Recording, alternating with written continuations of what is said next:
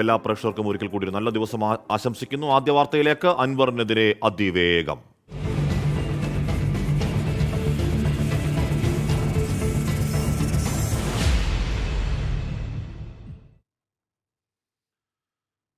PV. അൻവറിനെതിരെ കേസെടുത്ത് police ഉദ്യോഗസ്ഥരുടെ phone ചോർത്തൽ, സമൂഹത്തിൽ സംഘർഷമുണ്ടാക്കാനുള്ള ശ്രമം എന്നീ കുറ്റങ്ങൾ ചുമത്തിയാണ് കേസെടുത്തത്. നെടുംകുന്ന് സ്വദേശി തോമസ് പീലിയാനിക്കൽ നൽകിയ പരാതിയിലാണ് നടപടി. കേസുണ്ടാകുമെന്ന കാര്യം താൻ നേരത്തെ പറഞ്ഞതല്ലേ എന്ന് പി.വി. അൻവർ പ്രതികരിച്ചു. പി.വി. അൻവർ എം.എൽ.എക്കെതിരായ പരാതി ആദ്യം ലഭിച്ചത് DGPക്കാണ്. കറുകച്ചാൽ പോലീസിനോട് കേസെടുത്ത് അന്വേഷിക്കാൻ DGP നിർദ്ദേശിക്കുകയായിരുന്നു.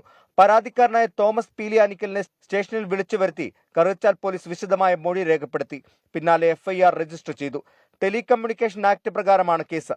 പൊതുസമൂഹത്തെ ബാധിക്കുന്ന തരത്തിൽ ഉന്നത ഉദ്യോഗസ്ഥരുടെ ഫോൺ ചോർത്തി ദൃശ്യമാധ്യമങ്ങളിലൂടെ പ്രചരിപ്പിച്ചു, സമൂഹത്തിൽ സംഘർഷവും കലാപവും ഉണ്ടാക്കുന്ന രീതിയിൽ പ്രതികരിച്ചു എന്നീ കാര്യങ്ങളാണ് FIRൽ പറയുന്നത്. പൊതുതാൽപര്യം എന്ന നിലയ്ക്കാണ് കേസെടുത്തതെന്നും തനിക്ക് പിന്നിൽ ആരുമില്ലെന്നും തോമസ് പീലിയാനിക്കൽ. കേസെടുക്കട്ടെ എന്നും ജയിലിലടക്കട്ടെ എന്നും പി.വി. അൻവർ പ്രതികരിച്ചു.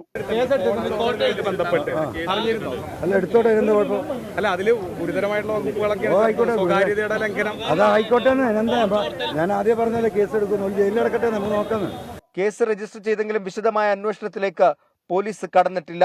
24 കോട്ടയം. പാലക്കാട് അലനല്ലൂരിൽ പി.വി. അൻവർ MLA പങ്കെടുത്ത പരിപാടിക്കിടെ മാധ്യമപ്രവർത്തകർക്ക് മർദ്ദനം. ഏഷ്യാനെറ്റ് ന്യൂസിലെ പാലക്കാട് റിപ്പോർട്ടറായ ആത്തിഫ് മുഹമ്മദിനും മണ്ണാർക്കാട്ടെ പ്രാദേശിക പത്രപ്രവർത്തകനായ സൈദലവിക്കുമാണ് മർദ്ദനമേറ്റത്. വ്യാപാരി വ്യവസായ ഏകോപന സമിതിയുടെ പരിപാടിക്കിടെയായിരുന്നു സംഭവം. മാധ്യമപ്രവർത്തകർ പി.വി. അൻവറിന്റെ പ്രതികരണം തേടുന്നതിനിടെ സദസ്സിലുണ്ടായിരുന്ന രണ്ടുപേരാണ് പ്രശ്നമുണ്ടാക്കിയത്.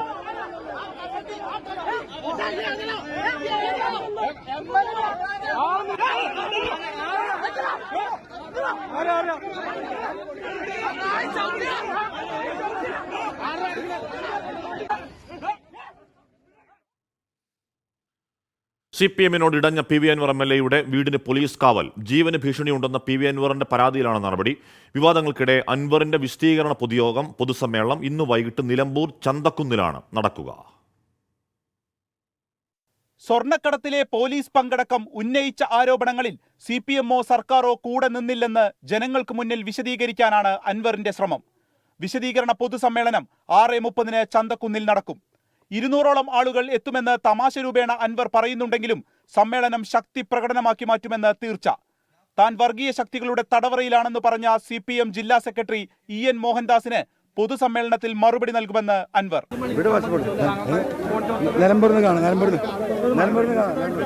ജീവനും സ്വത്തിനും ഭീഷണിയുണ്ടെന്ന് അൻവർ DGPക്ക് പരാതി നൽകിയിരുന്നു. ഇതിന്റെ അടിസ്ഥാനത്തിൽ ഒതായിലെ വീടിന് പോലീസ് പിക്കറ്റ് പോസ്റ്റ് ഒരുക്കി. 4 പോലീസുകാരാണ് സുരക്ഷയ്ക്കായുള്ളത്. അൻവറിന് പരസ്യ പിന്തുണയുമായി CPM മരുത മുൻ ലോക്കൽ സെക്രട്ടറി EA സുഗു രംഗത്തെത്തി. തലപ്പത്തുള്ളവർ മാത്രമല്ല പാർട്ടിയെന്ന് സുഗു ഫേസ്ബുക്കിൽ കുറിച്ചു.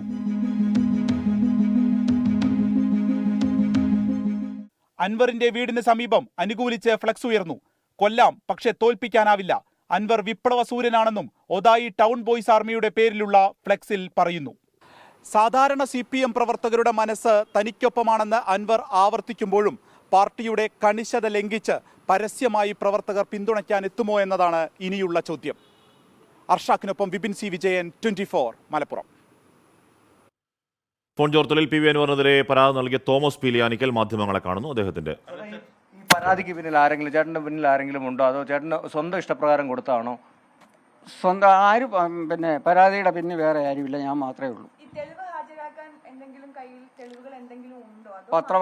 പത്രവാർത്തകൾ മാത്രമേ ഉള്ളൂ. അല്ല, അതില് ഈ അന്ന് അദ്ദേഹം മാധ്യമങ്ങളോട് പറഞ്ഞത് ചിലർക്ക് ഫോൺ ചോർത്തേണ്ടി വന്നു എന്നൊക്കെ പറഞ്ഞ് അദ്ദേഹം ഒരു ക്ലാരിഫിക്കേഷൻ വരുത്തിയിട്ടുണ്ടായിരുന്നു. തന്നെ വിളിച്ച ആളുകളുടെ ഫോൺ, വാട്സാപ്പ് കോള് മറ്റൊരു ഫോൺ ഉപയോഗിച്ച് ഞാൻ റെക്കോർഡ് ചെയ്തു എന്നതാണ് ഉദ്ദേശിച്ചതെന്ന് അദ്ദേഹം പറഞ്ഞിട്ടുണ്ടായിരുന്നു. അത് കണ്ടിട്ട് ശ്രദ്ധയിൽപ്പെട്ടിട്ടുണ്ടായിരുന്നു? ഇല്ല, അത് ശ്രദ്ധയിൽപ്പെട്ടിട്ടില്ല. ആദ്യമേ ഫസ്റ്റ് പുള്ളി പറഞ്ഞത് ഫോൺ ചോർത്തിന്ന് തന്നെയാണ്. മാധ്യമങ്ങളിൽ വന്ന വാർത്തയുടെ അടിസ്ഥാനത്തിൽ മുമ്പ് പരാതികളൊക്കെ കൊടുത്തിട്ടുള്ളയാളോ? അല്ല. ഈ ഒരു വിഷയത്തിൽ ഇങ്ങനെ ഇറങ്ങിത്തിരിക്കാൻ കാരണം എന്താണ്? താങ്കൾ ഒരു പൊതുപ്രവർത്തകൻ ആയതുകൊണ്ടാണോ? ഞാനൊരു പൊതുപ്രവർത്തകനാണ്. 45 വർഷമായിട്ട് പൊതുരംഗത്ത് പ്രവർത്തിക്കുന്ന ആളാണ്. അത് പൊതുരംഗത്ത് പ്രവർത്തിക്കുന്നവരുടെ മാന്യതയ്ക്ക് ചേർന്ന പണിയല്ല അദ്ദേഹം ചെയ്തത്. താങ്കൾ പരാതി കൊടുക്കുന്നതിന് മുമ്പ് DGP തലത്തിൽ ഇത്തരത്തിലുള്ളൊരു അന്വേഷണം നടത്തുകയും ഫോൺ ചോർത്തുകയല്ല, നേരെ മറിച്ച് ഫോൺ റെക്കോർഡ് ചെയ്യുകയായിരുന്നു എന്നുള്ളൊരു ഒരു കണ്ടെത്തിയിട്ടുമുണ്ട്. അത്തരത്തിൽ എന്തെങ്കിലും ഒരു കാര്യം പോലീസ് താങ്കളെ അറിയിച്ചിരുന്നോ? ഇല്ല, അറിയിച്ചിട്ടില്ല. ഈ 5-ാം തീയതി പരാതി കൊടുക്കുന്നു, 28-ാം തീയതിയാണ് കേസെടുക്കുന്നത്, താങ്കളെ മൊഴിയെടുക്കാൻ വിളിച്ചു വരുത്തുന്നത്. 27-ാം തീയതിയാണ് PV അൻവറെ LDF നിന്ന് പുറത്താക്കുന്നത്. 27-ാം തീയതി പുറത്താക്കിയതിനു ശേഷം 28-ാം തീയതി കേസെടുക്കുന്നതിന് വേണ്ടി മൊഴിയെടുക്കുന്നതിന് വേണ്ടി വിളിച്ചു വരുത്തുമ്പോൾ അതിലെന്തെങ്കിലും രാഷ്ട്രീയമുണ്ടെന്ന് തോന്നുന്നുണ്ടോ? അത് എന്നെ സംബന്ധിച്ചിടത്തോളം എനിക്കത് ബാധകമല്ലല്ലോ. തോമസ് പീലിയാനിക്കൽ PV അൻവറിനെതിരെ പരാതി കൊടുത്ത ആ പരാതിയിൽ കേസെടുത്ത പരാതിക്കാരനാണ്. അദ്ദേഹം സംസാരിക്കുകയായിരുന്നു. PV അൻവർ MLAക്ക് പിന്തുണ പ്രഖ്യാപിച്ച് CPI നേതാവ് നിയാസ് പുളിക്കലകത്ത്. ADGPക്കും SP-ക്കുമെതിരായ ആരോപണങ്ങളിൽ അന്വേഷണം വേണം, അൻവറിനെതിരെ കേസെടുത്തത് തെറ്റാണെന്നും നിയാസ് പുളിക്കലകത്ത് പറയുന്നു. അതേസമയം CPIM ജില്ലാ സെക്രട്ടറി RSSന് വേണ്ടി പണിയെടുക്കുന്നുവെന്ന അൻവറിന്റെ ആരോപണം നിയാസ് തള്ളി. നിയാസ് പുളിക്കലകത്ത് 24ഓടൊപ്പം ചേരുകയാണ്. ഇപ്പോൾ കഴിഞ്ഞ ഏതാനും ദിവസമായി PV അൻവർ രൂക്ഷമായ വിമർശനങ്ങളാണ് ഉന്നയിച്ചുകൊണ്ടിരിക്കുന്നത്. മുഖ്യമന്ത്രി ഒപ്പം തന്നെ DGP ഉൾപ്പെടെയുള്ളവർക്കെതിരെ ഇടതുബന്ധം അവസാനിപ്പിക്കുകയും ചെയ്തിട്ടുണ്ട്. എങ്ങനെയാണ് താങ്കൾ ഇതിനെ നോക്കിക്കാണുന്നത്? ഇടതുബന്ധം അവസാനിച്ചത് ഏറ്റവും വലിയ നന്ദികേടാണ് എന്നുള്ള രൂപത്തിൽ തന്നെയാണ് ഞാൻ നോക്കിക്കാണുന്നത്. ഒരു വിശ്വസിക്കുന്നവരെ വിശ്വസിക്കുക എന്നുള്ള ഒരു മനുഷ്യന്റെ, ഒരു രാഷ്ട്രീയ പ്രവർത്തകന്റെ, സാമൂഹ്യ പ്രവർത്തകന്റെ ഏറ്റവും വലിയൊരു ക്വാളിറ്റി ആയിട്ട് കാണണം. പക്ഷേ ചില അഭിപ്രായങ്ങൾ വേദികളിലല്ലാതെ പാർട്ടിയുടെ ഉള്ളിലോ അല്ലെങ്കിൽ മുന്നണിക്കുള്ളിലോ ഒക്കെ പറഞ്ഞ അഭിപ്രായങ്ങൾക്ക് ഒരു പരിഹാരവുമില്ല എന്നുള്ള രൂപത്തിലേക്ക് വരുന്ന സമയത്ത് ചില സമയത്ത് സംശുദ്ധരായ രാഷ്ട്രീയക്കാർക്ക് ചിലപ്പോൾ പുറത്ത് പറയേണ്ടി വരും, നിവൃത്തിയില്ലായ്മ കൊണ്ട്. അങ്ങനെ സംഭവിച്ചു പറഞ്ഞ ചില കാര്യങ്ങളിൽ മലപ്പുറം ജില്ലയിലെ പൊതുപ്രവർത്തകർ എന്ന നിലയിൽ നമുക്കൊക്കെ ചില കാര്യങ്ങൾ അന്വേഷണത്തിന് വിധേയമാക്കേണ്ടതാണ് എന്നുള്ള അഭിപ്രായമുണ്ട്. അതാണ് അഭിപ്രായം. DGP പിന്നെ പഴയ SP ഉൾപ്പെടെയുള്ളവർക്കെതിരാണ് ആരോപണം വന്നത്. അത് കൃത്യമായ അന്വേഷണം ആവശ്യമാണല്ലേ? 100% കൃത്യമായ അന്വേഷണം അവരെ മാറ്റി നിർത്തി ഒഫീഷ്യലായിട്ട് അനുവദിക്കാവുന്ന രൂപത്തിലേക്ക് മാറ്റി നിർത്തിക്കൊണ്ട് അന്വേഷണം നടത്തേണ്ടതാണ് തുടക്കത്തിൽ തന്നെ. അത് നടത്താത്തതിൽ ഞങ്ങളെപ്പോലെയുള്ള പൊതുപ്രവർത്തകർ വലിയ രൂപത്തിലേക്ക് ഒരു ആശങ്കയോട് കൂടിയിട്ടാണ് കാണുന്നത്. മറ്റൊരു കാര്യം, ഈ മുഖ്യമന്ത്രി പിണറായി വിജയൻ ആഭ്യന്തര വകുപ്പിന്റെ കാര്യത്തിൽ വലിയ പരാജയമാണെന്ന്, പൊളിറ്റിക്കൽ സെക്രട്ടറിയാണ് ഇതെല്ലാം ഈ കാര്യങ്ങളൊക്കെ ചെയ്യുന്നതെന്നും ഈ പോലീസിനെ സഖാക്കൾക്കെതിരാക്കി മാറ്റുന്ന അദ്ദേഹമാണെന്നാണ് പറയുന്നത്. ഈ രണ്ട് ആരോപണങ്ങൾ എങ്ങനെ നോക്കി കാണുന്നു? പാർട്ടിയുടെ നേതാക്കന്മാർ പറയേണ്ട ഞങ്ങളുടെ അഭിപ്രായങ്ങൾ ഞങ്ങൾ പാർട്ടിയിൽ പറയുകയും പാർട്ടിയുടെ നേതാക്കന്മാരാണ് അത് പൊതുസമൂഹത്തിനോട് പറയേണ്ടത്. അതുകൊണ്ട് ആ ഒരു കാര്യത്തിൽ ഒരു സ്റ്റേറ്റ്മെന്റും പറയാൻ ഞാൻ തയ്യാറല്ല. പറയാൻ അറിയാം, പക്ഷെ അത് പാർട്ടിയിലാണ് പറയേണ്ടത്, പാർട്ടി നേതാക്കന്മാരാണ് ആ കാര്യങ്ങൾ പൊതുസമൂഹത്തിനോട് പറയേണ്ടത്. അതേസമയം ADGP ദത്താത്രേയ ഹോസബല കൂടിക്കാഴ്ച സ്ഥിരീകരിക്കുന്നു RSS നേതാവ് A. ജയകുമാർ. കേരളത്തിൽ ആദ്യമായല്ല ഉന്നത ഉദ്യോഗസ്ഥർ RSS നേതാക്കളെ കാണുന്നതെന്നും മുൻപും നിരവധി പേർ കൂടിക്കാഴ്ച നടത്തിയിട്ടുണ്ടെന്നും ജയകുമാർ കൂട്ടിച്ചേർത്തു. വിവാദങ്ങൾക്കിടെയാണ് A. ജയകുമാറിന്റെ വെളിപ്പെടുത്തൽ. RSS ADGP കൂടിക്കാഴ്ച വിവാദങ്ങൾക്കിടെ ഫേസ്ബുക്ക് പോസ്റ്റിലൂടെയാണ് A. ജയകുമാറിന്റെ ഗുരുതര ആരോപണം. കേരളത്തിൽ ആദ്യമായല്ല ഏതെങ്കിലും ADGP RSS നേതാക്കളെ കാണുന്നത്. ഉന്നത IAS IPS ഉദ്യോഗസ്ഥരും ചീഫ് സെക്രട്ടറിമാരും RSS നേതാക്കളെ കണ്ടിട്ടുണ്ട്. തന്റെ പൊതുജീവിതത്തിൽ താൻ ചെന്ന് കണ്ടവരുടെയും RSS നേതാക്കളെ കണ്ടവരുടെയും പട്ടികയെടുത്താൽ എല്ലാ രാഷ്ട്രീയ പ്രസ്ഥാനങ്ങളിലും മതവിഭാഗങ്ങളിലും പെട്ട നൂറുകണക്കിന് ആളുകൾ ഉണ്ടാകും. അതിനൊക്കെ നോട്ടീസ് അയക്കാൻ തുടങ്ങിയാൽ സർക്കാർ ഇതിനായി പുതിയൊരു ഡിപ്പാർട്ട്മെന്റ് തുടങ്ങേണ്ടി വരുമെന്നും A. ജയകുമാർ പരിഹസിച്ചു. ഇത്തരം കൂടിക്കാഴ്ചകൾ പതിവാണെന്നും അത് തുടരുമെന്നും ഫേസ്ബുക്ക് പോസ്റ്റിൽ പറയുന്നു. അതേസമയം RSS നേതാക്കളുമായി ADGP MR അജിത് കുമാർ കൂടിക്കാഴ്ച നടത്തിയ സംഭവത്തിൽ DGP അന്വേഷണം തുടരുകയാണ്. കഴിഞ്ഞ ദിവസം ADGPയുടെ മൊഴി DGP രേഖപ്പെടുത്തിയിരുന്നു. മുന്നണിക്കുള്ളിൽ അമർഷം ശക്തമാകുമ്പോഴും ADGPയെ ക്രമസമാധാന ചുമതലയിൽ നിന്നും നീക്കാൻ സർക്കാർ മടിക്കുകയാണ്. പൂരം കലക്കൽ വിവാദത്തിൽ ആഭ്യന്തര സെക്രട്ടറി ശുപാർശ ചെയ്ത തുടരന്വേഷണത്തിലും തീരുമാനമായിട്ടില്ല. S. ശ്രീകാന്ത്, 24, കൊച്ചി. സഖാവ് പുഷ്പന് വിട.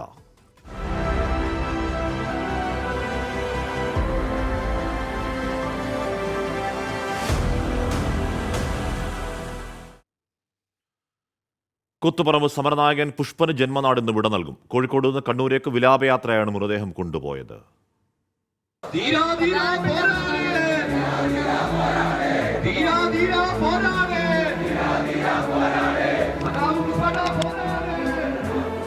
സമരമുന്നണികളിലെ അണയാത്ത ആവേശം.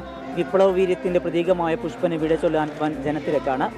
ഡിവൈഎഫ്ഐ കോഴിക്കോട് ജില്ലാ കമ്മിറ്റി ഓഫീസിൽ നിന്ന് ആരംഭിച്ച വിലാപയാത്രയിൽ നിരവധി പേർ അന്ത്യാഭിവാദ്യം അർപ്പിച്ചു. എലത്തൂർ, പൂക്കാട്, കൊയിലാണ്ടി, നന്ദി, പയ്യോളി, വടകര, നാദാപുരം റോഡ്, മാഹി, പുന്നൂൽ എന്നിവിടങ്ങളിൽ റോഡിന്റെ ഇരുവശത്തും നിരവധി പേരാണ് പ്രിയ സഖാവിനെ അവസാനമായി കാണാൻ തിങ്ങിക്കൂടിയത്.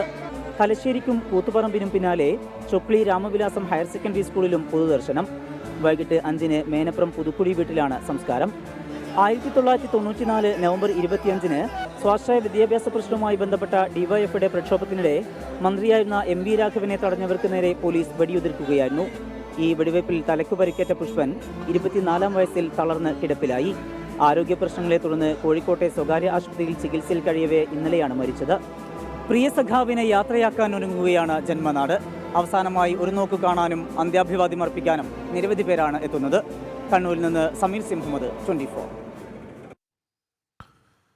സഖാവ് പുഷ്പൻ അന്ത്യാഞ്ജലി അർപ്പിച്ച് പാർട്ടി പ്രവർത്തകർ പുഷ്പന്റെ മൃതദേഹം കൂത്തുപറമ്പ് രക്തസാക്ഷി മണ്ഡപത്തിൽ എത്തിച്ചു. വൈകിട്ട് 5 മണിയോടെ വീട്ടുവളപ്പിലാണ് സംസ്കാരം. ദീപക് ധർമ്മണം, അരുൺ പാർക്കിൽ എന്നിവർ ചേരുന്നു. ദീപക്, തണ്ടൊടിഞ്ഞിട്ടും വാടാതങ്ങനെ നിൽക്കുകയാണൊരു ചെമ്പന നീർപ്പൂവ് എന്ന പാട്ടിൻ്റെ ഈരടികൾ കേൾക്കുമ്പോൾ പാർട്ടി പ്രവർത്തകരുടെ ഹൃദയം എല്ലാ കാലവും വേദനിച്ചിട്ടുണ്ട്. ആ വേദന അതിൻ്റെ പരമാവധിയിലേക്ക് എത്തുന്നു. ഏത് രീതിയിലാണ് പാർട്ടിയുടെ CPM-ൻ്റെ ആ സഹനസൂര്യന് പാർട്ടിക്കാർ യാത്ര കൊടുക്കുന്നത്? ദീപക്. സഹനസൂര്യന് അന്ത്യാഭിവാദ്യങ്ങൾ അർപ്പിക്കാൻ ആയിരങ്ങൾ ഒഴുകിയെത്തുന്ന കാഴ്ചയാണ് നമ്മൾ ഇന്നലെ മുതൽ കണ്ടത്. ഇന്നലെ ബേബി മെമ്മോറിയൽ, അത് കഴിഞ്ഞ് യൂത്ത് സെന്റർ. ഇന്ന് കാലത്ത് യൂത്ത് സെന്ററിലേക്ക് ഇന്നലെ രാത്രി ഇടതടവില്ലാതെ യുവാക്കൾ വിവിധ പ്രദേശത്ത് നിന്ന്, വിവിധ ജില്ലകളിൽ നിന്നും എത്തുന്നവരാണ്. നമ്മൾ ഓരോരുത്തരെയും കാണുമ്പോൾ കൊല്ലത്ത് നിന്ന് വന്നവർ, ഗുരുവായൂരിൽ നിന്ന് വന്നവർ, ഈ രീതിയിൽ നമ്മളോട് സംസാരിക്കുന്ന അവസ്ഥ.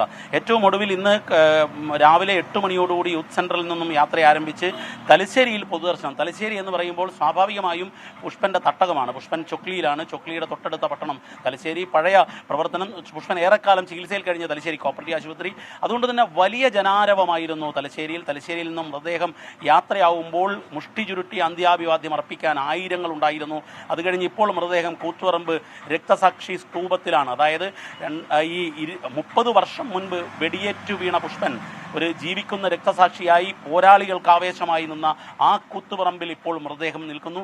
ഇനി അടുത്തത് ചൊക്ലിയിലേക്കാണ്. ചൊക്ലിയിൽ ജന്മനാട്ടിൽ രാമവിലാസം സ്കൂളിൽ പ്രത്യേകം പൊതുദർശനം ഒരുക്കിയിരിക്കുന്നു. അത് കഴിഞ്ഞ് മേനപ്പുറത്തെ വീട്ടിൻ്റെ തൊട്ടരികിൽ പാർട്ടി വാങ്ങിച്ച സ്ഥലത്ത് പുഷ്പന് അന്ത്യാഭിവാദ്യം നൽകിക്കൊണ്ട്, റെഡ് സല്യൂട്ട് നൽകിക്കൊണ്ട് മൃതദേഹ സംസ്കാരം നടക്കും. MP ഗോവിന്ദൻ മാസ്റ്റർ CPIM-ൻ്റെ കേന്ദ്ര കമ്മിറ്റിയിൽ നിന്നും അവധിയെടുത്തുകൊണ്ടാണ് അദ്ദേഹം ഇങ്ങോട്ടേക്ക് എത്തുന്നത്. മുഖ്യമന്ത്രി എത്തിയിട്ടില്ല. പക്ഷേ മറ്റു നേതാക്കളെല്ലാം, EP ജയരാജൻ തുടങ്ങിയ മുതിർന്ന നേതാക്കളെല്ലാവരും തന്നെ എത്തുന്നു. KK ശൈലജ ടീച്ചർ എത്തുന്നു എന്നാണ് അറിഞ്ഞത്.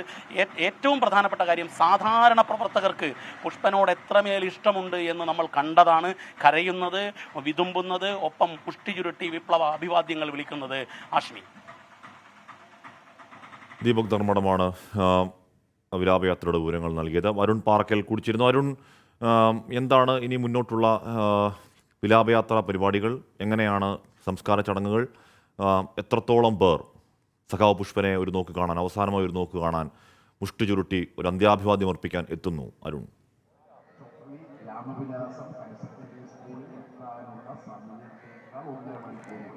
ഹാഷ്മി, ഇപ്പോൾ നമ്മൾ കാണുന്നത് ഈ കൂത്തുപറമ്പ് രക്തസാക്ഷി മണ്ഡപത്തിന് തൊട്ടടുത്ത് പുഷ്പന്റെ മൃതശരീരം വിലാപയാത്രയുമായി എത്തിയിരിക്കുകയാണ്. ആയിരക്കണക്കിന് ആളുകൾ, പാർട്ടി പ്രവർത്തകർ, CPM-ൻ്റെയും DYFI-യുടെയും SFI-യുടെയും ആയിരക്കണക്കിന് പ്രവർത്തകർ ഇവിടെ പുഷ്പന് അന്തിമോപചാരം അർപ്പിക്കാൻ, അവസാനമായി ഒരു നോക്ക് കാണാൻ തൊണ്ട പൊട്ടുമുച്ചത്തിൽ മുദ്രാവാക്യങ്ങളുമായി ഇവിടേക്ക് എത്തിച്ചേർന്നിരിക്കുമെന്ന് എന്നുള്ളതാണ്. 20 മിനിറ്റിലധികം സമയമാണ് ഇപ്പോൾ ഈ പുഷ്പന്റെ വിലാപയാത്ര ഇവിടെ ഈ കൂത്തുപറമ്പ് രക്തസാക്ഷി മണ്ഡപത്തിന് തൊട്ടടുത്ത് ഈ ആളുകൾക്ക് കാണുന്നതിന് വേണ്ടി ഇവിടെ നിർത്തിയിരിക്കുന്നത്. നമുക്ക് ആ രക്തസാക്ഷി മണ്ഡപത്തിന് മുകളിൽ കാണാം ഈ DYFI-യുടെ ഒക്കെ കൊടികളുമായി ആയിരക്കണക്കിന് ആളുകൾ അവിടേക്ക് എത്തിച്ചേർന്നിരിക്കുന്ന ഒരു കാഴ്ച നമുക്ക് ഈ ദൃശ്യങ്ങളിൽ കാണാൻ സാധിക്കും. ഹാഷ്മി, 1994 നവംബർ 25-ന് ഈ വെടിവെപ്പുണ്ടാവുന്ന സമയത്ത് അന്ന് ബംഗളൂരുവിൽ നിന്ന് അവധിക്ക് നാട്ടിലെത്തിയതായിരുന്നു പുഷ്പൻ. അന്ന് ജീപ്പിലൊക്കെ നമ്മൾ നേരത്തെ അന്നത്തെ ജില്ലാ സെക്രട്ടറി MM സുരേന്ദ്രനുമായി സംസാരിച്ച സമയത്ത് ജീപ്പിലൊക്കെ ആളുകൾ കയറി വരുന്ന സമയത്ത് ആ ഒരു ആവേശം ഉൾക്കൊണ്ടുകൊണ്ട് പുഷ്പൻ ആ സ്വാശ്രയ സമരത്തിന് എത്തിച്ചേർന്നു എന്നാണ് അദ്ദേഹം പറഞ്ഞത്. അന്ന് KK രാജീവ്, അന്നത്തെ DYFI-യുടെ ജില്ലാ വൈസ് പ്രസിഡന്റായിരുന്ന KK രാജീവൻ വെടിയേറ്റ് വീഴുന്ന സമയത്ത് പുഷ്പൻ താങ്ങിയെടുത്തു.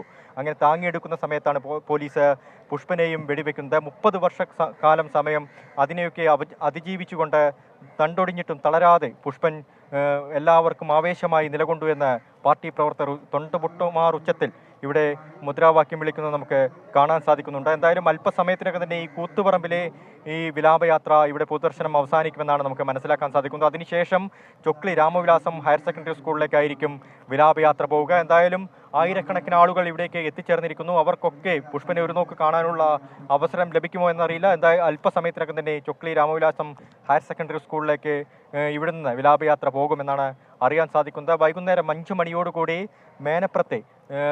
മേനപ്പുറം ബ്രാഞ്ച് കമ്മിറ്റി ഓഫീസിന് സമീപം പുഷ്പനായി പാർട്ടി വില കൊടുത്തു വാങ്ങിയ ഭൂമിയിലായിരിക്കും പുഷ്പന് അന്ത്യയാത്രയൊരുക്കുക, അന്ത്യവിശ്രമം ഒരുക്കുക. ഇപ്പോഴും ഈ വിലാപയാത്ര ഇവിടെ എത്തിച്ചേർന്നു. ഇനി ആളുകൾ അദ്ദേഹത്തിന് അന്തിമോപചാരം അർപ്പിക്കുകയാണ്.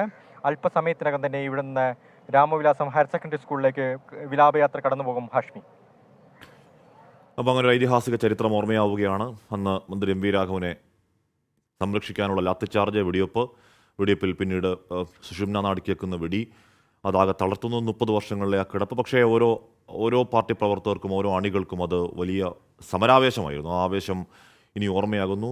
പുഷ്പനെ അറിയാമോ, ഞങ്ങളുടെ പുഷ്പനെ അറിയാമോ എന്ന് പറയുന്ന ആ രണഗീതം പാടാത്ത ഒരൊറ്റ CPM സമ്മേളനങ്ങൾ ഉണ്ടായിട്ടില്ല. അതിനിയും തുടരും. പക്ഷേ ഓർമ്മകളിലാകും, സഖാക്കളുടെ ഓർമ്മകളിലാകും ഇനി പുഷ്പന്റെ മുന്നോട്ടുള്ള ജീവിതം. അന്തരിച്ച CPM ജനറൽ സെക്രട്ടറി സീതാറാം യെച്ചൂരിക്ക് പകരം ജനറൽ സെക്രട്ടറി ഉടൻ ഉണ്ടാകില്ല. പ്രകാശ് കാരാട്ട് കോർഡിനേറ്റർ ആകും. ഡൽഹിയിൽ ചേരുന്ന കേന്ദ്ര കമ്മിറ്റി യോഗത്തിൻ്റെതാണ് തീരുമാനം. വിവരങ്ങളുമായി ബൽറാം നെടുങ്ങാട് ചെന്നു. ബൽറാം, ഈ വരുന്ന വർഷം ഏപ്രിലിൽ മധുര കോൺഗ്രസ് നടക്കുകയാണ്, ശരിയാണ്. പക്ഷേ പ്രകാശ് കാരാട്ടിന് താൽക്കാലിക ചുമതലയും ഇല്ല എന്നാണോ?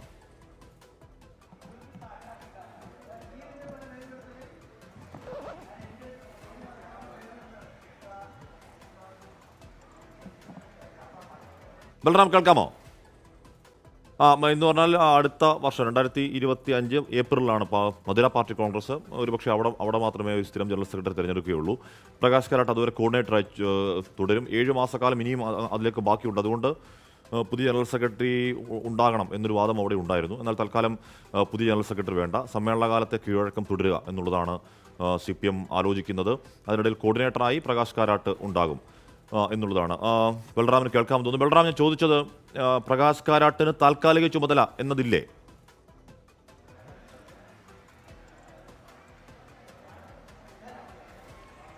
ഹാഷ്മി, അന്തരിച്ച ജനറൽ സെക്രട്ടറി സീതാറാം യെച്ചൂരിക്ക് പകരമായി പുതിയ ജനറൽ സെക്രട്ടറി ഉടൻ വേണ്ട എന്ന തീരുമാനമാണ് CPMന്റെ കേന്ദ്ര കമ്മിറ്റി സ്വീകരിച്ചിരിക്കുന്നത്. കഴിഞ്ഞ 2 ദിവസങ്ങളിലായി ഡൽഹിയിൽ നടന്ന പോൾ ബ്യൂറോ യോഗത്തിൽ നടന്ന ചർച്ചകളിൽ ഉണ്ടായ ധാരണ അനുസരിച്ചാണ് ഈ തീരുമാനത്തിലേക്ക് എത്തിയിരിക്കുന്നത്. പോൾ ബ്യൂറോയുടെ നിർദ്ദേശം അത് കേന്ദ്ര കമ്മിറ്റി പൂർണ്ണമായും അംഗീകരിച്ചിരിക്കുന്നു. തുടർന്നാണ് ഈ പ്രഖ്യാപനം നടത്തിയിരിക്കുന്നത്. പോൾ ബ്യൂറോയ്ക്ക് മുന്നിൽ ഈ ഒരു ജനറൽ സെക്രട്ടറി വേണമെന്ന നിർദ്ദേശം ഉയർന്നിരുന്നു.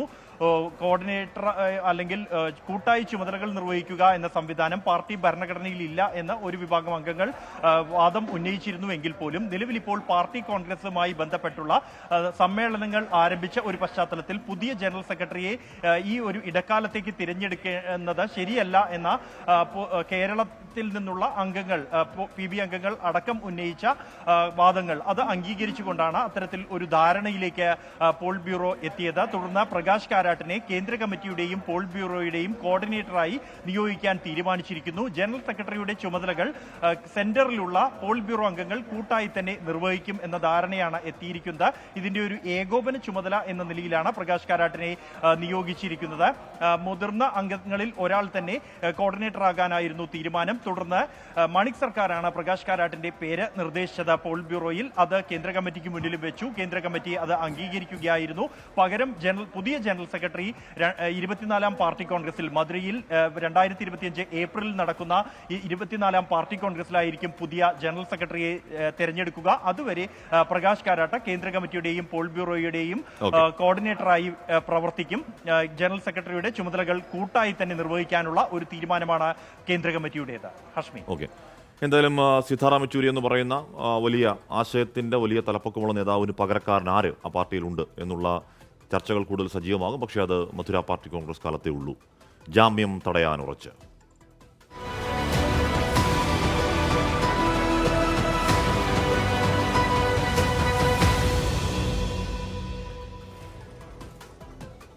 ബലാത്സംഗ കേസിൽ നടൻ സിദ്ദിഖിന് ജാമ്യാപേക്ഷ സുപ്രീം കോടതി നാളെ പരിഗണിക്കാനിരിക്കെ അന്വേഷണ ഉദ്യോഗസ്ഥയായ ക്രൈംബ്രാഞ്ച് SP മെറിൻ ജോസഫ് ഡൽഹിയിൽ അഭിഭാഷകരുമായി ചർച്ച നടത്തി.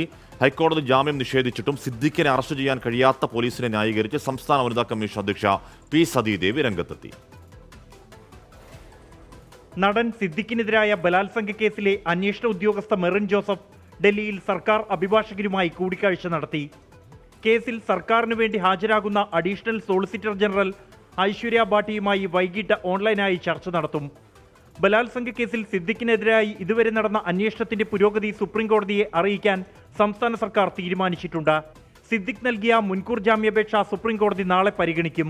ജസ്റ്റിസുമാരായ ബേല എം ത്രിവേദി, സതീഷ് ചന്ദ്ര ശർമ്മ എന്നിവരടങ്ങിയ ബെഞ്ചാണ് മുൻകൂർ ജാമ്യ ഹർജി പരിഗണിക്കുക. സിദ്ദിഖിനായി മുതിർന്ന അഭിഭാഷകൻ മുകുൾ റോത്തഗി ഹാജരാകും.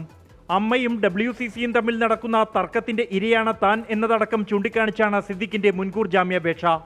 സിദ്ദിഖ് കീഴടങ്ങുകയായിരുന്നു വേണ്ടതെന്നും അറസ്റ്റ് ചെയ്യുന്നതിന് പോലീസിന് ജാഗ്രത കുറവുണ്ടായില്ല എന്നും വനിതാ കമ്മീഷൻ അധ്യക്ഷ പി സതീദേവി 24-നോട് പറഞ്ഞു. പോലീസ് വളരെ ജാഗ്രത പുലർത്തിയത് കൊണ്ടാണല്ലോ പ്രോസിക്യൂഷന്റെ ഭാഗത്തുനിന്ന് നല്ല രൂപത്തിലുള്ള ഇടപെടലിന്റെ ഭാഗമായിട്ട് ആണ് മുൻകൂർ ജാമ്യം നിഷേധിക്കപ്പെട്ടിട്ടുള്ളത്. തീർച്ചയായിട്ടും മുൻകൂർ ജാമ്യം നിഷേധിക്കപ്പെട്ടിട്ടുള്ള പശ്ചാത്തലത്തിൽ അദ്ദേഹം നിയമത്തിന് വിധേയമായിട്ട് കീഴടങ്ങുകയായിരുന്നു വേണ്ടിയിരുന്നത്.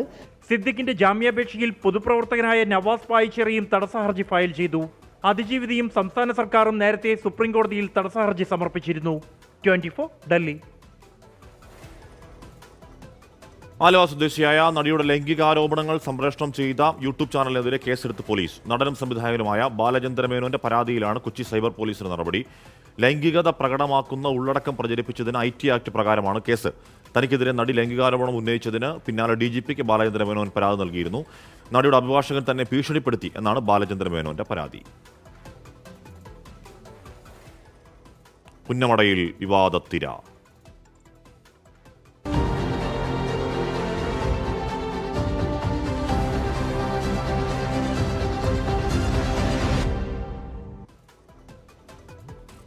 നെഹ്റു ട്രോഫി വള്ളംകളിയിലെ ഫലനിർണ്ണയത്തിനെതിരെ കോടതിയെ സമീപിക്കാൻ ഒരുങ്ങി village boat club Kainakari. Photo ഫിനിഷിൽ കലാശ മത്സരത്തിൽ പള്ളാത്തുരുത്തി ബോട്ട് ക്ലബിനെ വിജയികളായി തീരുമാനിച്ചതെങ്ങനെ എന്ന് സംഘാടകർ ബോധ്യപ്പെടുത്തിയില്ല എന്നാണ് BBC ആരോപിക്കുന്നത്. സംഘാടകർക്കെതിരെ പരാതിയുമായി കുമരകം ടൗൺ ബോട്ട് ക്ലബ്ബും രംഗത്തെത്തി. ഓളപ്പരപ്പിലെ ഒളിമ്പിക്സ് കഴിഞ്ഞപ്പോൾ കപ്പിനെ ചൊല്ലിയുള്ള വിവാദം ആലപ്പുഴ എല്ലാ കരകളിലും ചൂടുപിടിക്കുകയാണ്. മില്ലി സെക്കൻഡുകളുടെ വ്യത്യാസത്തിൽ കപ്പ് പള്ളാത്തുരുത്തി ബോട്ട് ക്ലബിന് ലഭിച്ചിരുന്നു. എന്നാൽ ഈ കണക്കുകൂട്ടലിൽ കള്ളക്കളി നടന്നുവെന്നാണ് രണ്ടാം സ്ഥാനത്തെത്തിയ വില്ലേജ് ബോട്ട് ക്ലബ്ബ് കൈനകരിയുടെ പരാതി. യഥാർത്ഥ വിജയികൾക്ക് കപ്പ് നൽകണമെന്നാവശ്യപ്പെട്ട് ജില്ലാ കളക്ടർക്ക് പരാതി നൽകും. ഹൈക്കോടതിയെ സമീപിക്കുമെന്നും BBC. ഒരു ടീമിന് കപ്പ് കൊടുക്കാന്നുള്ള നേരത്തെ ആഗ്രഹിച്ചു വെച്ചിട്ട് ചെയ്യുന്ന രീതിയായിപ്പോൾ അവിടെ. കാരണം ഇന്നലെ ജനപ്രതിനിധികളുടെ ഉൾപ്പെടെയുള്ളവരുടെ സമീപനം ആ ഒരു രീതിയിലാണ് നമുക്ക് ഫീൽ ചെയ്യുന്നത്. അതുകൊണ്ട് ഞങ്ങൾ പോരാട്ടത്തിലോട്ട് തന്നെ, കാരണം നമ്മുടെ പിള്ളേർ അത്ര അധ്വാനിച്ച് അവന്മാരെ ചങ്ക് പൊട്ടി തുഴച്ചുണ്ടാക്കിയ അതിന് വെറുതെ ഇങ്ങനെ തട്ടിക്കളഞ്ഞിട്ട് പോകാൻ ഞങ്ങൾ തയ്യാറല്ല. അതിന് ഏതറ്റം വരെ പോകേണ്ടി വന്നാലും പോകും.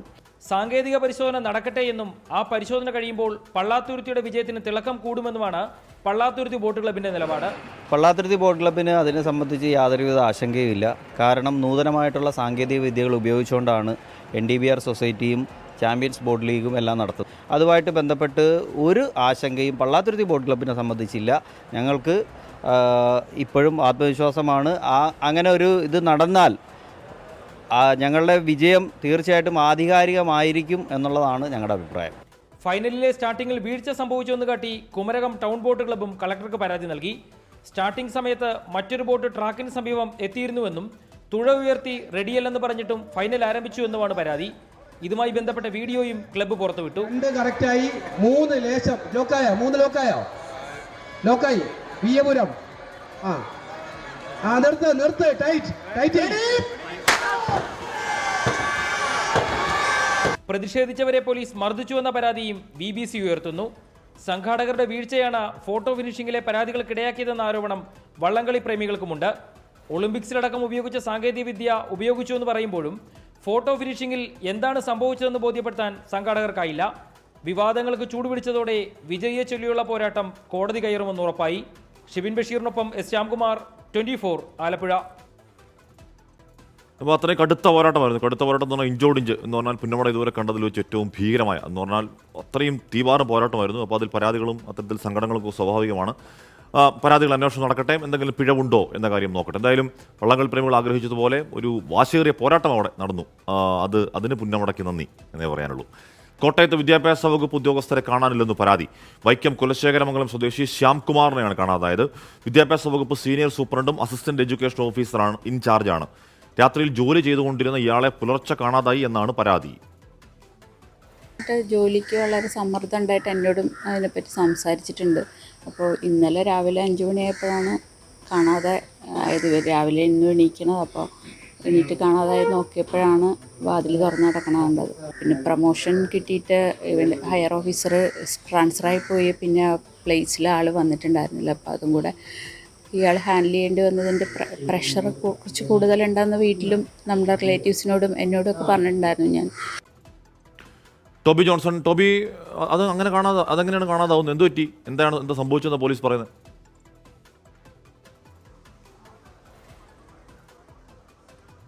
തീർച്ചയായിട്ടും ഹാഷ്മി, എന്താണ് സംഭവിച്ചതെന്ന് പോലീസും ഇപ്പോൾ അന്വേഷിച്ചുകൊണ്ടിരിക്കുകയാണ്. വീട്ടുകാർ പറഞ്ഞൊരു കാര്യമാണ്, അതായത് അടുത്ത ബന്ധുക്കളാണ് ഈ കാര്യം പറഞ്ഞത്. ജോലി ഭാരമുണ്ടായിരുന്നു.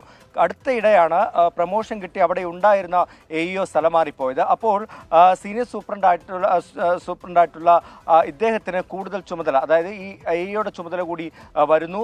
അങ്ങനെ കഴിഞ്ഞ കുറേ ദിവസങ്ങളായി രാത്രിയിലിരുന്ന് ജോലി ചെയ്യുന്ന ഈ ശ്യാംകുമാറിനെ കണ്ടതായിട്ട് വീട്ടുകാരും അതൊക്കെ പറയുന്നുണ്ട്.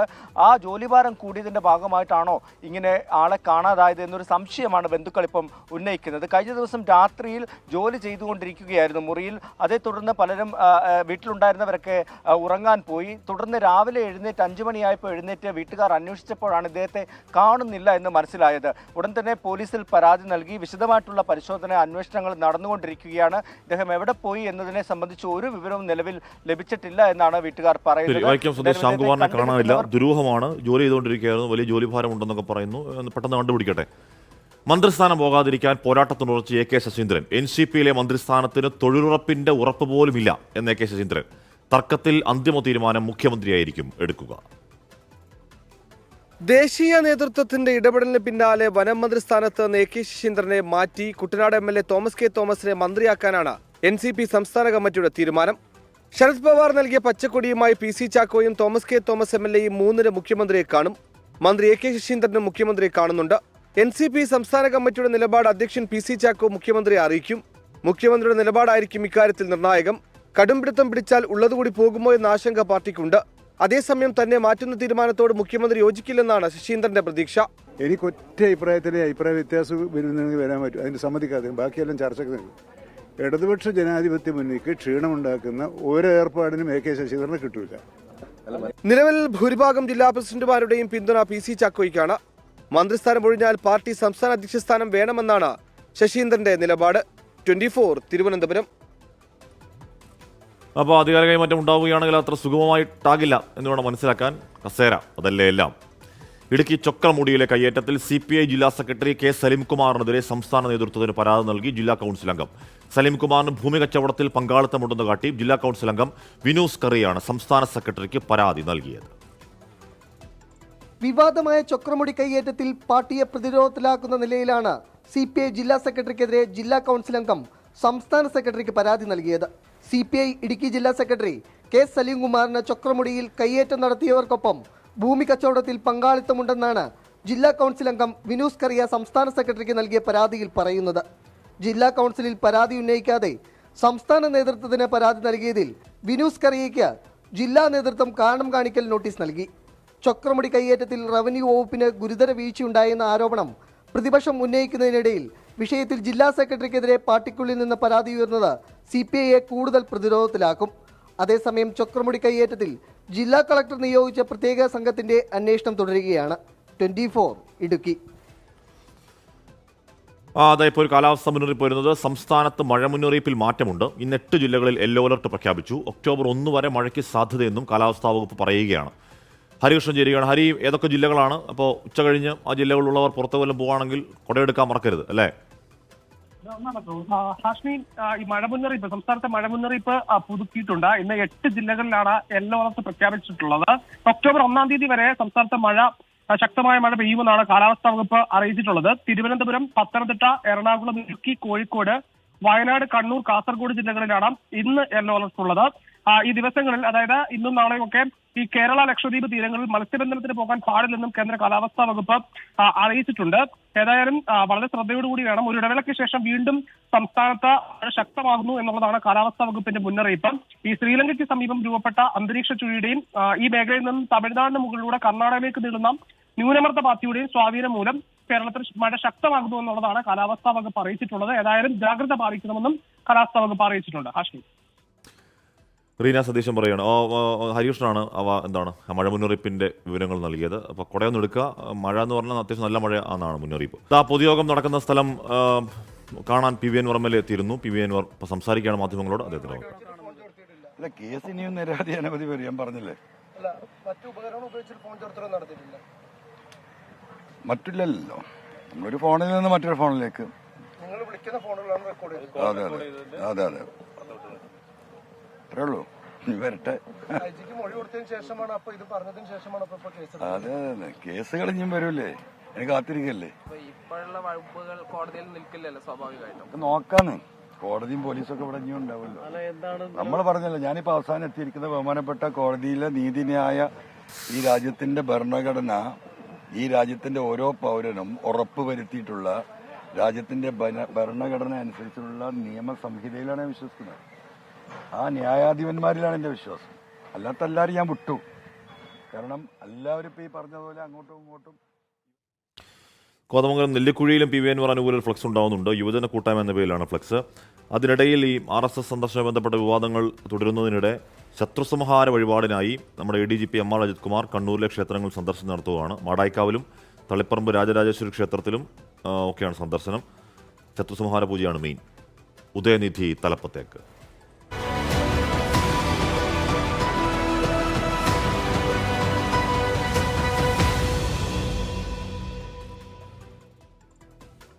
തമിഴ്നാട് ഉപമുഖ്യമന്ത്രിയായി ഉദയനിധി സ്റ്റാലിൻ ഇന്ന് അധികാരമേൽക്കും. പ്രഖ്യാപനത്തിന് പിന്നാലെ ഉദയനിധി അണ്ണാദുരൈയുടെയും കരുണാനിധിയുടെയും സ്മൃതി മണ്ഡപത്തിലെത്തി. രാത്രിയിലെ പ്രഖ്യാപനം, 24 മണിക്കൂറിനുള്ളിൽ അധികാരമേൽക്കൽ. നേരത്തെ തീരുമാനിച്ചിരുന്ന ഉപമുഖ്യമന്ത്രി കസേരയിൽ ഉദയനിധി ഇന്ന് ഇരിപ്പുറപ്പിക്കും. യുവജനകാര്യം കായിക വകുപ്പ് മന്ത്രിയായിരുന്ന ഉദയനിധിക്ക് ഇനി ആസൂത്രണ വികസന വകുപ്പിന്റെ അധിക ചുമതല കൂടിയുണ്ടാകും. ഉപമുഖ്യമന്ത്രി പ്രഖ്യാപനത്തിന് പിന്നാലെ ഉദയനിധി മുഖ്യമന്ത്രിയും പിതാവുമായ MK സ്റ്റാലിനെ കണ്ടു. ഉപമുഖ്യമന്ത്രി സ്ഥാനം ഒരു പദവിയല്ല, മറിച്ച് ഉത്തരവാദിത്തമാണെന്ന് ഉദയനിധി എക്സിൽ കുറിച്ചു. விமர்சனங்களுக்கு பிரவர்த்தியிலூടെ மறுபடிയെന്ന உதயநிதி. பதவியல்ல, பொறுப்பு என்பதை உணர்ந்து இந்த மக்களுக்காக உழைப்பதற்கான வாய்ப்பை கொடுத்திருக்கிறாங்க. இதுக்கு நான் தமிழக முதலமைச்சர் கழக தலைவர்களுக்கும் பொதுச் செயலாளர்களுக்கும் நிறைய பேர் விமர்சனம் வச்சிருக்கிறாங்க. அந்த விமர்சனங்களுக்கும் சேர்த்து என்னுடைய நன்றி நான் தெரிவிச்சுக்கிறேன். അഴിമതി കള്ളപ്പണം വെളുപ്പിക്കൽ കേസിൽ 2 ദിവസം മുമ്പ് ജാമ്യം ലഭിച്ച സെന്തിൽ ബാലാജി ഉൾപ്പെടെയുള്ള 4 പുതിയ മന്ത്രിമാരും ഇന്ന് സത്യപ്രതിജ്ഞ ചെയ്യും.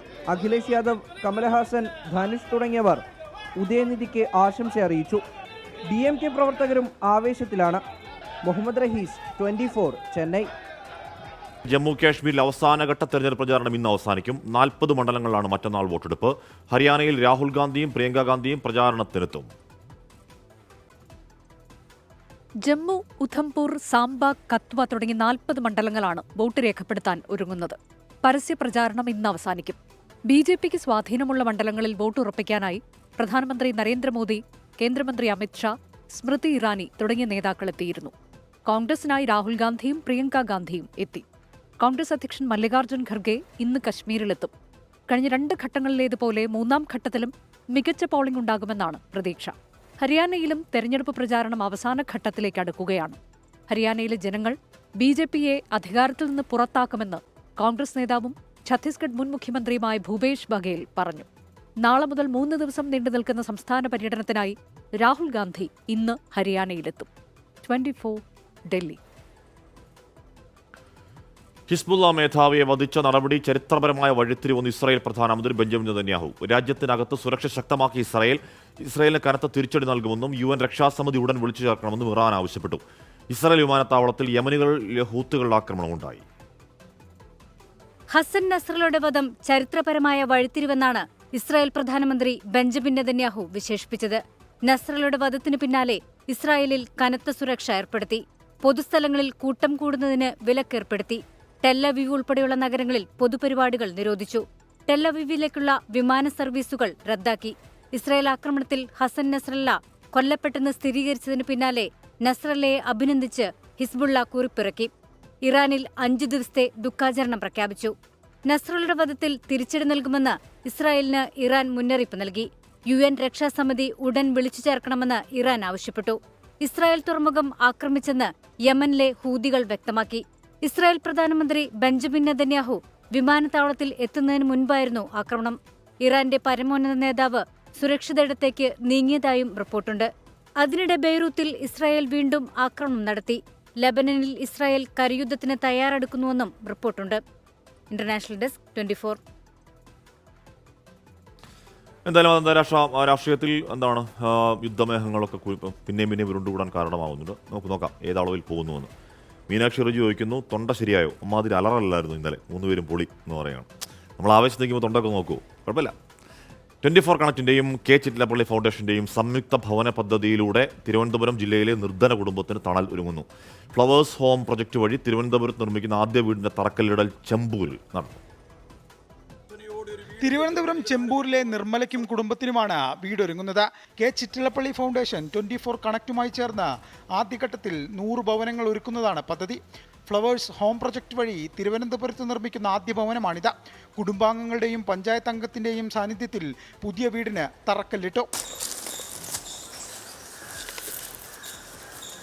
വർഷങ്ങളായി അടച്ചുറപ്പില്ലാത്ത ഭവനത്തിൽ കഴിയുന്ന നിർമ്മല പുതിയ വീടൊരുങ്ങുന്നതിൻ്റെ സന്തോഷത്തിലാണ്. വീട് വെച്ചതിൽ ഈ കിട്ടിയതിൽ ഭയങ്കര സന്തോഷമാണ് എനിക്ക്. പൊട്ടിപ്പൊളിഞ്ഞ വീടായിരുന്നു എൻ്റെ വീട്. കൊച്ചിനും എൻ്റെ ഭർത്താവിനും കയറി കിടക്കാൻ പറ്റും. രാത്രി സമയത്ത് എഴുത്തിരുന്നാണ് നേരം വെളുപ്പിക്കുന്നത്. അതുപോലെ അധികം സന്തോഷമുണ്ട്. ചിത്തിരപ്പള്ളിക്കും പവർ ടിവിക്കും എല്ലാവർക്കും സന്തോഷം. വേഗത്തിൽ പണി പൂർത്തിയാക്കി എത്രയും വേഗം പുതിയ വീട്ടിൽ താമസം തുടങ്ങാൻ കഴിയുമെന്ന പ്രതീക്ഷയിലാണ് നിർമ്മലയും കുടുംബവും. 24 തിരുവനന്തപുരം. ഹൈക്കോടതി ഉത്തരവ് മറികടന്ന് കോൺട്രാക്ട് ക്യാരേജ് ബസ്സുകളെ ബ്ലാക്ക് ലിസ്റ്റിൽപ്പെടുത്തുന്നത് തുടർന്ന് മോട്ടോർ വാഹന വകുപ്പ് സർവീസ് ചാർജ് ഈടാക്കുന്നതിലെ വീഴ്ച മറയ്ക്കാനാണ് വിചിത്ര നടപടിയെന്ന് ബസ് ഉടമകൾ ആരോപിക്കുന്നു. മോട്ടോർ വാഹന വകുപ്പ് സേവനങ്ങൾ നിഷേധിക്കുന്നതിനാൽ ബസ് നിരത്തിലിറക്കാൻ കഴിയാത്ത അവസ്ഥയെന്നാണ് പരാതി. 2018 മുതൽ 2022 വരെ സംസ്ഥാന അതിർത്തി ചെക്ക് പോസ്റ്റുകളിലെ സേവനങ്ങൾക്ക് മോട്ടോർ വാഹന വകുപ്പ് സർവീസ് ചാർജ് ഈടാക്കിയിരുന്നില്ല. പിന്നീട് ബസ്സുകളെ ബ്ലാക്ക് ലിസ്റ്റിൽപ്പെടുത്തി സർവീസ് ചാർജ് ഈടാക്കാൻ മോട്ടോർ വാഹന വകുപ്പ് തീരുമാനിക്കുകയായിരുന്നു. ബ്ലാക്ക് ലിസ്റ്റിൽപ്പെടുത്തുന്ന വാഹനങ്ങൾക്ക് ടാക്സ്, ഫിറ്റ്നസ് തുടങ്ങിയ ഓൺലൈൻ സേവനങ്ങൾ നിഷേധിച്ചെന്നാണ് പരാതി. ഇതോടെ കോൺട്രാക്ട് ക്യാരേജ് ഓപ്പറേറ്റേഴ്സ് അസോസിയേഷൻ ഹൈക്കോടതിയെ സമീപിച്ചു. ഈ മാസം 12-ന് മോട്ടോർ വാഹന വകുപ്പിന്റെ നടപടി സ്റ്റേ ചെയ്ത് ഹൈക്കോടതി ഇടക്കാല ഉത്തരവിറക്കി. എന്നാൽ കോടതി ഉത്തരവ് മറികടന്ന് RTO, സബ് RTOകൾ ബ്ലാക്ക് ലിസ്റ്റ് നടപടി തുടരുകയാണ്. ഹൈക്കോടതി ഉത്തരവിന്റെ അടിസ്ഥാനത്തിൽ ഓൺലൈൻ സേവനങ്ങൾ തടസ്സപ്പെടുത്തരുതെന്ന് ജോയിന്റ് ട്രാൻസ്പോർട്ട് കമ്മീഷണർ RTOകൾക്ക് കഴിഞ്ഞ വെള്ളിയാഴ്ച കർശന നിർദ്ദേശം നൽകിയിരുന്നു. അതേസമയം നിർദ്ദേശമൊന്നും ലഭിച്ചിട്ടില്ല എന്നാണ് ഉദ്യോഗസ്ഥരുടെ വാദം. സേവനങ്ങൾ തടസ്സപ്പെട്ടതോടെ പല വാഹനങ്ങളും പുറത്തിറക്കാൻ കഴിയാത്ത അവസ്ഥയിലാണ് ഉടമകൾ. കോൺട്രാക്ട് ക്യാരേജ് ഓപ്പറേറ്റേഴ്സ് അസോസിയേഷൻ നൽകിയ ഹർജി ഹൈക്കോടതി ഒക്ടോബർ 14-ന് വീണ്ടും പരിഗണിക്കും. 24 തിരുവനന്തപുരം. പാലക്കാട് ബൈ ഇലക്ഷനിൽ സ്വതന്ത്ര സ്ഥാനാർത്ഥിയെ പരീക്ഷിക്കാൻ CPM-ൽ ആലോചനയുണ്ട്. നർത്തകി മേതിൽ ദേവികയുമായി നേതൃത്വം ചർച്ച നടത്തി. 24 എക്സ്ക്ലൂസീവ്. ഉപതെരഞ്ഞെടുപ്പുകളിൽ വിജയം ഉറപ്പാക്കേണ്ടത് CPM-ന് അഭിമാന പ്രശ്നമാണ്. ഈ സാഹചര്യത്തിലാണ് പലതവണ കൈപൊള്ളിയതാണെങ്കിലും വീണ്ടും സ്വതന്ത്രരെ നിർത്തിയുള്ള പരീക്ഷണത്തിന് പാർട്ടി മുതിരുന്നത്. ജില്ലയിൽ നിന്ന് തന്നെയുള്ള നർത്തകിയും നടിയുമായ മേതിൽ ദേവികയെ പാർട്ടി സമീപിച്ചെങ്കിലും അവർ മത്സര സന്നദ്ധത അറിയിച്ചില്ല. ഇതോടെ മറ്റു പേരുകൾ സജീവമായി ചർച്ച ചെയ്യുകയാണ് നേതൃത്വം. സ്വതന്ത്ര സ്ഥാനാർത്ഥിയില്ലെങ്കിൽ ഒരു യുവമുഖത്തെ പരീക്ഷിക്കാനാണ് CPIM നീക്കം. എന്തായാലും ഏതു വിധേനയും മണ്ഡലം തിരിച്ചുപിടിക്കാൻ അരയും തലയും മുറുക്കി രംഗത്തിറങ്ങാനാണ് പാർട്ടി നിർദ്ദേശം. നിഖിൽ പ്രമേഷ്, 24 പാലക്കാട്. മൈജി ഓണം മാസോണം സീസൺ 2 കലാശക്കൊട്ടിലേക്ക്. ഓണാഘോഷത്തിന്റെ ഭാഗമായി മൈജി സംഘടിപ്പിക്കുന്ന മൈജി ഓണം മാസോണം സീസൺ 2 നാളെ സമാപനമാകും. മാസ് കലാശക്കൊട്ട് സെയിലിൽ സ്മാർട്ട് ഫോണുകൾക്കും ഹോം അപ്ലയൻസിനും വമ്പിച്ച ഓഫറുകളാണ് ഉപഭോക്താക്കൾക്കായി ഒരുക്കിയിരിക്കുന്നത്. ഉൽപ്പന്നങ്ങൾ ഓൺലൈൻ വിലയേക്കാൾ കുറഞ്ഞ വിലയിൽ ലഭ്യമാക്കും. ഉപഭോക്താക്കൾക്ക് ഈ ഓണം സീസണിൽ ഏറ്റവും വലിയ ഓഫർ നേടാനുള്ള അവസരമാണ് മാസ് കലാശക്കൊട്ട് സെയിലെന്ന് മൈജി ചെയർമാനും MD-യുമായ AK ഷാജി പറഞ്ഞു. ഇന്നത്തെ കാലാവസ്ഥ. ഇപ്പോഴത്തെ കാലാവസ്ഥ സമർപ്പിക്കുന്നത് Berger paints 100 years of trust.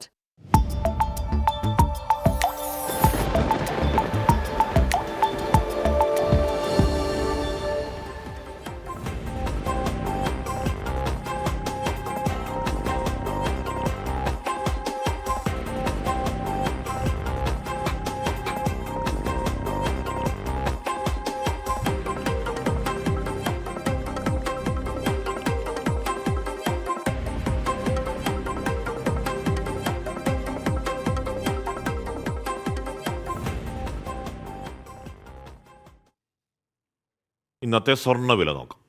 ഇന്നത്തെ സ്വർണ്ണനിരക്ക് സമർപ്പിക്കുന്നത് സ്പർശ ഗോൾഡ് ആൻഡ് ഡയമണ്ട്സ്. ഡിജിറ്റലാകൂ ഇനി സ്പർശയോടൊപ്പം.